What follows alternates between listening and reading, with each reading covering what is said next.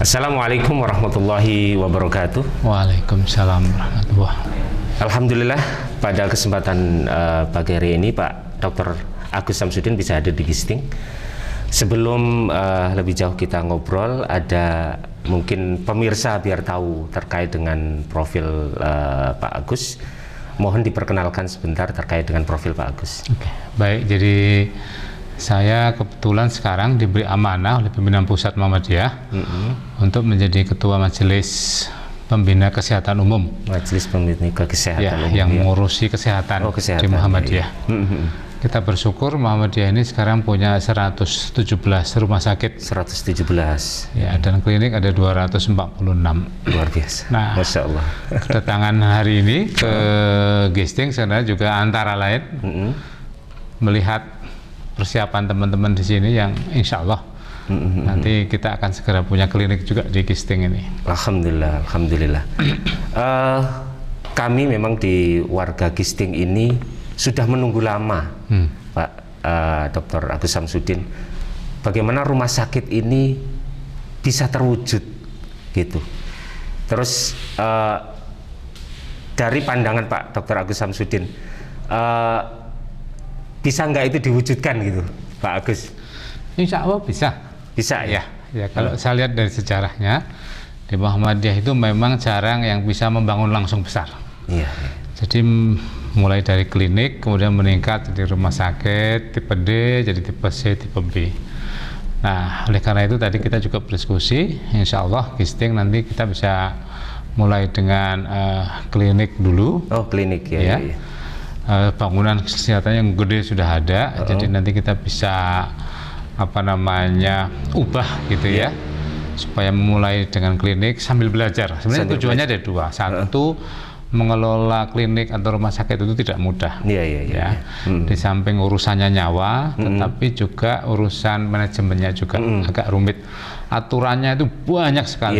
Iya. Ada mungkin lebih dari 50 aturan yang harus dipatuhi di dalam rumah sakit itu.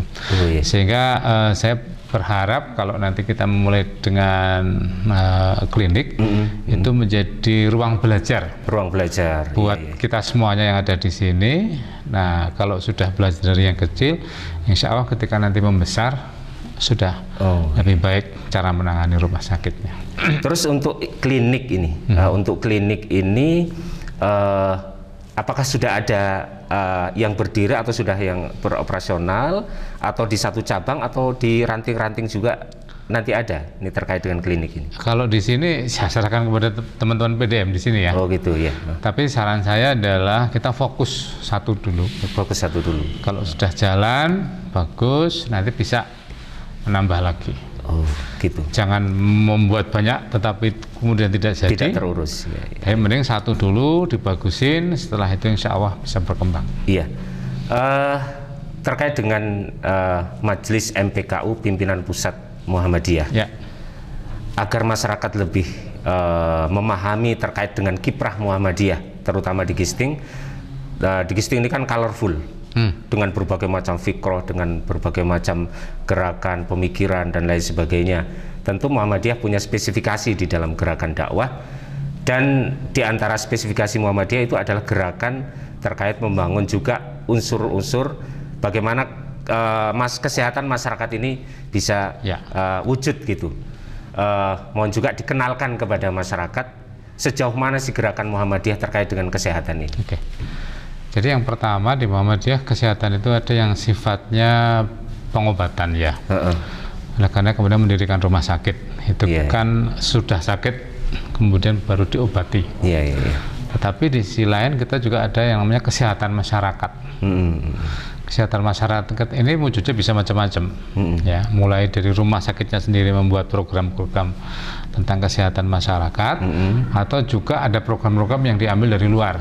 Misalnya sekarang ini kita ada program tuberkulosis. Bagaimana mengelola pasien-pasien tuberkulosis.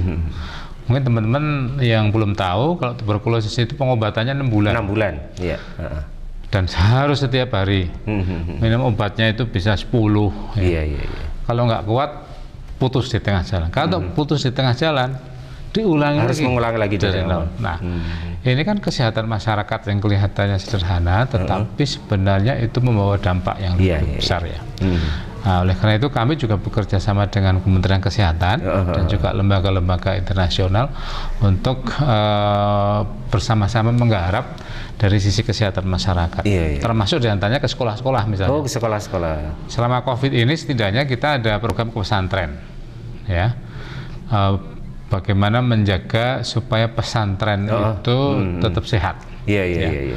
UKS-nya diperbaiki, kemudian programnya bekerjasama dengan pemerintah, kita melakukan itu. Kita juga dengan perusahaan swasta juga melakukan program yang sama, gitu ya.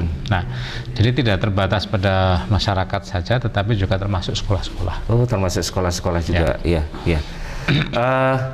Terus untuk di Lampung sendiri sudah ada berapa rumah sakit ini, Pak? Lampung baru satu ya. Di Metro. Dan kita harapkan nanti di Tanggamus juga akan berdiri. Insya Allah.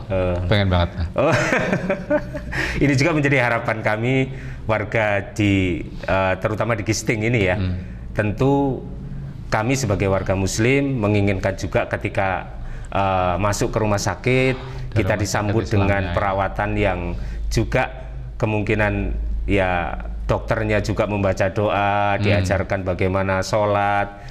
Nah, tentu itu kita harapkan juga. Dan kita berharap bahwa rumah sakit itu bisa segera terrealisasi. Kemudian ini, Pak Agus, terkait dengan peran Muhammadiyah pada masa COVID yang sekarang ini. Ini kan sepertinya sekarang kesadaran terkait protokol kesehatan sepertinya kok sudah sangat longgar. Menurut Muhammadiyah sendiri seperti apa? Muhammadiyah sampai sekarang belum mengendorkan ya. Belum mengendorkan. Karena kita sadar dari Juli tahun lalu kan naiknya tinggi sekali, kemudian turun agak melandai sampai Desember. Desember kita juga mengingatkan supaya tidak terlalu banyak orang keluar rumah dan sebagainya. Nah, yang sekarang ini yang kejadian kan ada varian baru yang namanya Omikron itu. Memang secara gejala sakitnya memang lebih ringan, tetapi tingkat penularannya lebih cepat. Bisa 5 sampai 7 kali dibandingkan dengan yang lain sebelumnya gitu ya. Oleh karena itu kita berharap kepada masyarakat ya, kita kan sudah kena 2 tahun nih, udah sabar 2 tahun.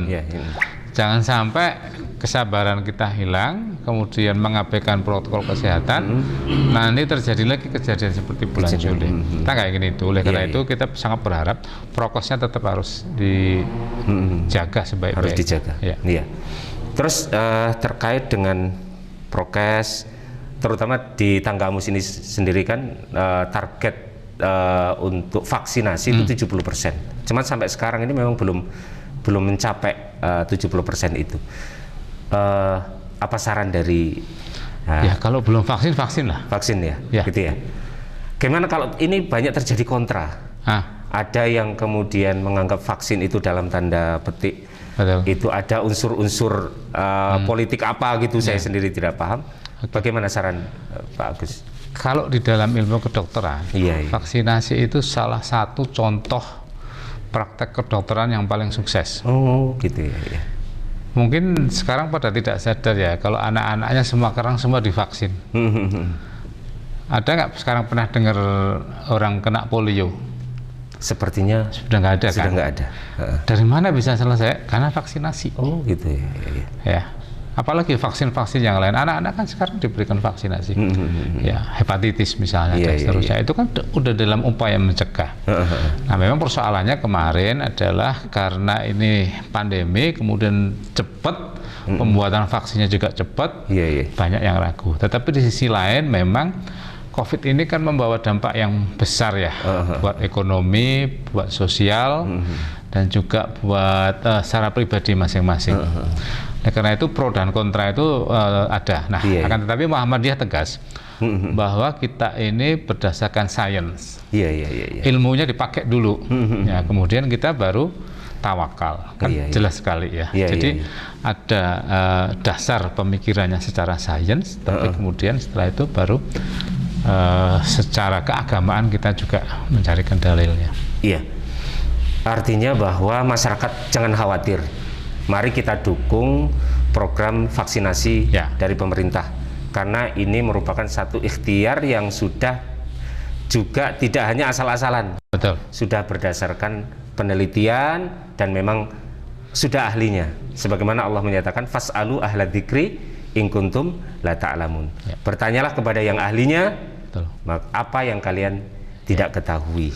Nah, mungkin saya pengen cerita aja bagaimana kita mengambil keputusan-keputusan ya. Jadi ketika kita ada COVID ini, maka kita undang nih ahli-ahli. Ya, kalau ini ahli epidemiologinya, ahli virus. Kemudian dari pemerintah juga kita undang. Tetapi kita juga mengundang majelis tarjih. Nah, setelah itu kita diskusi di situ sampai 2-3 kali sebelum kita keluarkan petunjuk-petunjuk teknis yang dipakai oleh Muhammadiyah. Jadi sangat jelas sekali kita bicara tentang sains kepada ahlinya terutama, dan kemudian kita teruskan itu. Dan kita, menurut saya, kita barangkali sekarang Muhammadiyah yang paling konsisten ya, sampai sekarang masih tetap kan. Dan kami juga kepengen sebenarnya ya semuanya segera hilang. Tetapi kita juga tidak mau berisiko.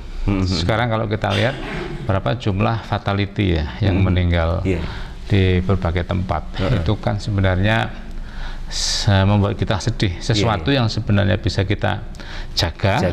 Tapi kemudian karena teledor mengakibatkan sakit.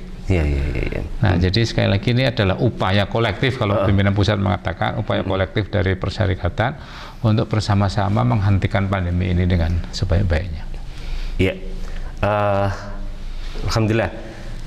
Jadi dari diskusi ini semoga pemirsa bisa mengambil satu nilai, satu manfaat. Yang pertama, Muhammadiyah sebagai satu organisasi keagamaan, organisasi kemasyarakatan, dan salah satu wilayah bidang kerjanya adalah kesehatan, telah melakukan usaha yang maksimal, dan kita doakan masyarakat Gisting, Tanggamus, terutama khususnya Gisting, kita doakan semoga Rumah Sakit Muhammadiyah bisa segera berdiri di Gisting.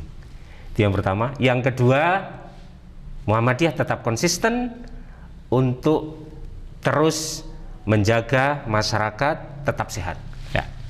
Maka ikuti aturan-aturan yang telah disepakati dan memang sudah dikeluarkan oleh orang-orang yang memang memiliki keilmuan di dalamnya. Untuk yang terakhir ini, mohon kepada Pak Dr. Agus Samsudin untuk memberikan closing statement kepada pemirsa kami di Gisting. Pada masyarakat Gisting secara keseluruhan, hari ini saya sudah melihat secara langsung apa yang dilakukan oleh teman-teman di sini. Sebuah potensi yang sangat besar, yang luar biasa. Tinggal bagaimana kita kemudian bisa memanfaatkan ini dengan cara yang sebaik-baiknya. Karena kalau kita kemudian mampu bersatu, maka insya Allah apapun yang akan kita lakukan itu tercapai. Yang kedua, saya juga melihat semangat giroh dari teman-teman di sini, itu luar biasa. Insya Allah kalau itu tetap dilanjutkan, maka akan banyak lagi prestasi-prestasi yang akan dicapai oleh Gisting ini.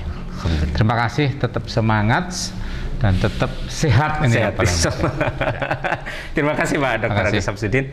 Pemirsa, alhamdulillah bincang-bincang kita dengan Pak Dr. Agus Samsudin sebagai Ketua Majelis MPKU PP Muhammadiyah telah usai. Kembali Gisting, podcast Gisting Mengaji Masjid Al-Munawwarah Gisting, menebar kesahihan informasi, mencerahkan negeri. Assalamualaikum warahmatullahi wabarakatuh. Waalaikumsalam.